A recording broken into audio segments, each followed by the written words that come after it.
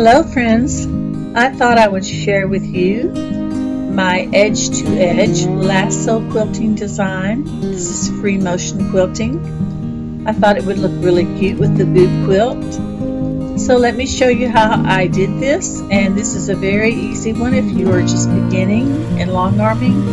It's a good one to start with. Enjoy.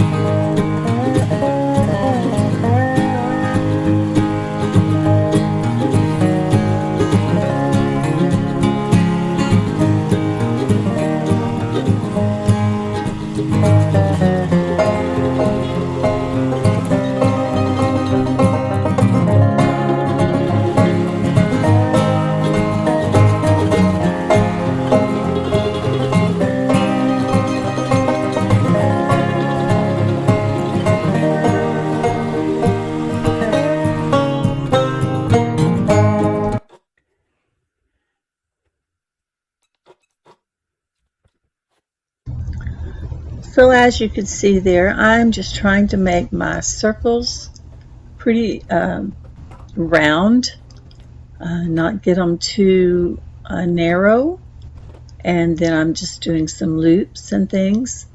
So now it's time to advance my quilt. I'm showing you the back. I have mirrors laid on my the shelf of my quilting frame so that I can see the back as I'm rolling up, and it's looking really good. I didn't have any issues or anything. So now I'm just going to tighten that up a little bit. Now I have floated this quilt top and the backing and the batting. I floated the whole thing, and I usually do that with smaller quilts.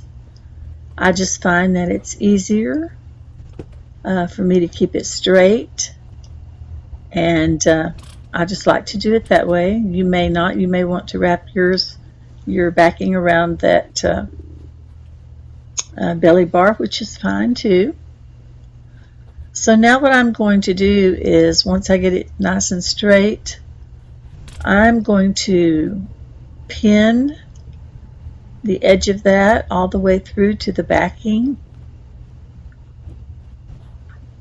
I'll have to roll it one more time because I only have a 15-inch throat space on my machine. I'm using a Grace Q-Neat 15R, which they don't make anymore, but they make, I think they have a 16 something, which would have a little bit bigger throat space.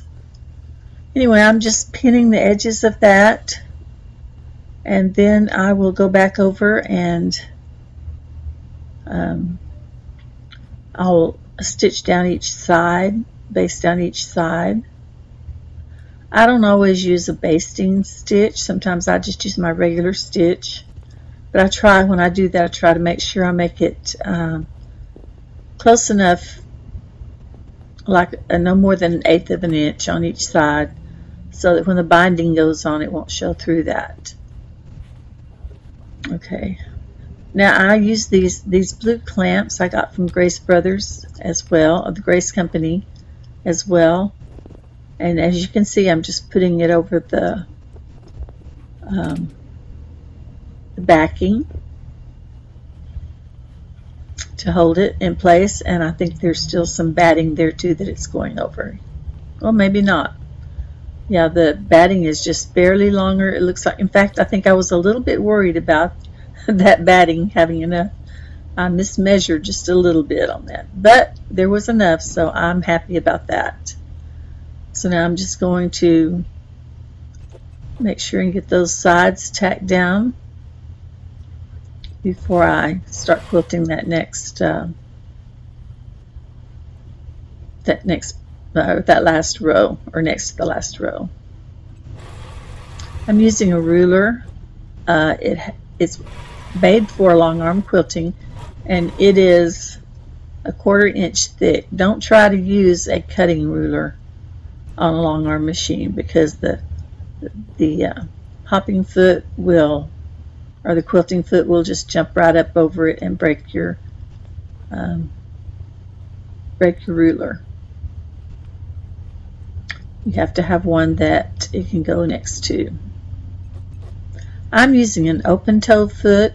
Most people, I don't think, like to use that, but it's my preferred one. You just have to learn the technique of using it.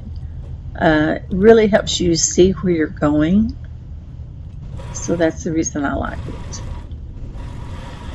And I've never had an accident with that one. So, all right, excuse all the rapid movement. I've got the phone kind of around my neck on a lanyard, and I'm just letting it follow me around as I move. All right, so I'm gonna let you enjoy this next part.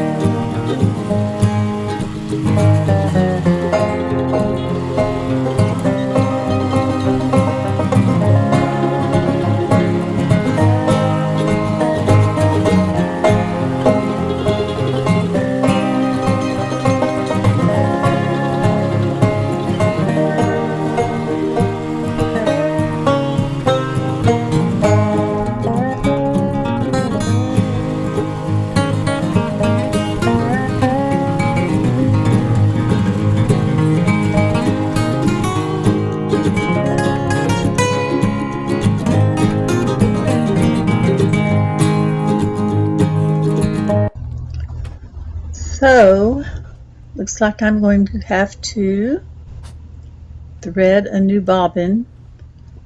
I usually have several made up in the color that I'm using, but since I was getting close to the end, I decided to just take a chance, and I lost at bobbin chicken this time. So I'll have to wind another one real quick. I think it'll just take one more. My bobbin winder on my long arm quit not too long after I got it, and so I heard from others that it was kind of a faulty thing in these machines. So I just went ahead and bought this extra winder from Amazon, and I like it really well. And like I said, I usually do several. Oh, look at that. That's perfect. That's a little trick. If you can pull it up on your palm, holding your palm straight, and it comes out easily, but it stands that bobbin up, then you've got good bobbin tension. Or at least I always have had. I have a tower gauge as well, but I just check that every time I fill a bobbin just to make sure that I have good tension. All right, here we go.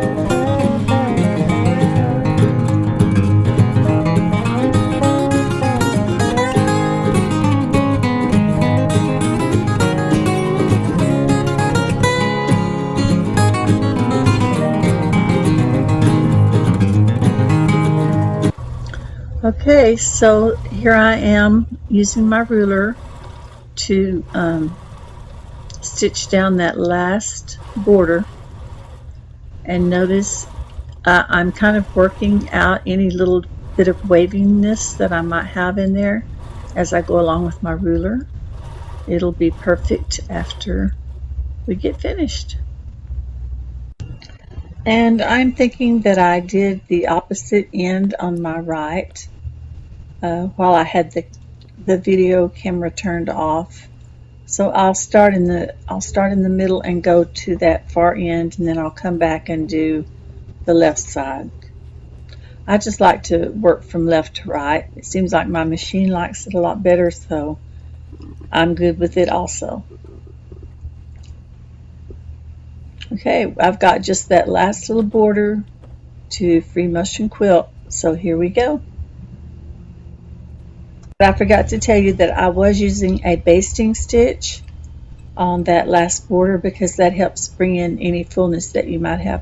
So you saw me there just bringing my stitch length back up to 12 inches.